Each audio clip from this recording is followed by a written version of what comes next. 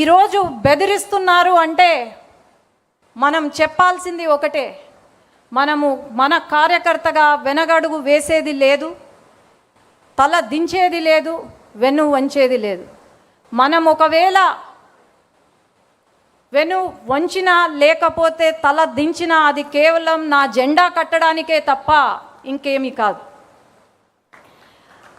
ఈ వేదిక నుండి తెలంగాణ కొన్ని దురదృష్టవశాత్తు మనం ఓటమి చెందాం.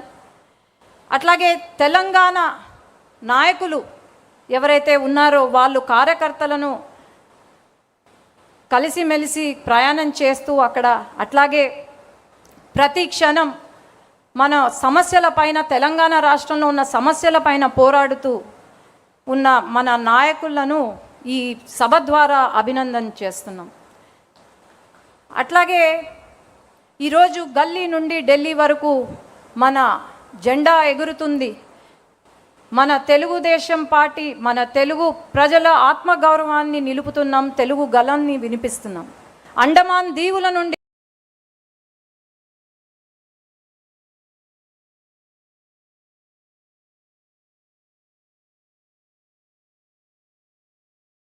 కూడా మన తెలుగుదేశం పార్టీ జెండా రెపరెపలాడుతుంది. ఎప్పుడు కూడా దేశంలో గలం వినిపించిందే తప్ప ఎప్పుడు కూడా వెనకడుగు వేయలేదు. మనం సూపర్ హిట్, ఈ 2 సంవత్సరాల పాలనలో సూపర్ 6ని సూపర్ హిట్ చేశాం. దీపం 2 పథకం కింద 3 గ్యాస్ సిలిండర్లు ఇస్తున్నాం.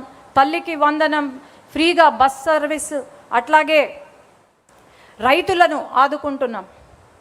ప్రతి ఒక్కరి ఇంట్లో వెలుగులు తీసుకొస్తున్నాం. ప్రతి వర్గం, ప్రతి కులం, ప్రతి మతానికి న్యాయం చేస్తుంది మన కూటమి ప్రభుత్వం. ఈరోజు అభివృద్ధే కాకుండా, సంక్షేమమే కాకుండా అభివృద్ధి వైపు పరుగులు తీస్తున్నాం. నారా లోకేష్ అన్న గారి కోరిక 24 లక్షల జాబులు యువతకు అందించాలని, ఆ కోరిక కూడా త్వరలో నెరవేరబోతుంది.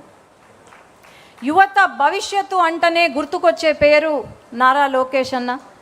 అట్లాగే తెలుగుదేశం సింహానికి శక్తి గర్జన ఎలా అవుతుందో మన తెలుగుదేశం పార్టీకి శక్తి నారా లోకేష్ అన్న అని నేను గర్వంగా చెప్పుకోగలుగుతున్నాను.